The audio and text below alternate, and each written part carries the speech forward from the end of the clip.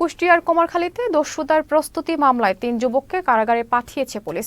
সকাল ১১টার দিকে আদালতের মাধ্যমে আসামিদের কারাগারে পাঠানো হয়। এ তথ্য নিশ্চিত করেছেন থানার ওসি মোহাম্মদ সোলাইমান শেখ। পুলিশ জানায়, বুধবার সন্ধ্যায় চাইনিজ কুড়াল সহ বিভিন্ন দেশীয় অস্ত্র নিয়ে কুষ্টিয়া রাজবাড়ী আঞ্চলিক মহাসড়কের কুমারখালীর নন্দলালপুর ইউনিয়নের কালুর মোড়ে দস্যুতার প্রস্তুতি নিচ্ছে কয়েকজন। এমন গোপন সংবাদ পেয়ে পুলিশ ঘটনাস্থলে পৌঁছে দেশীয় অস্ত্রসহ ৩ জনকে আটক করে।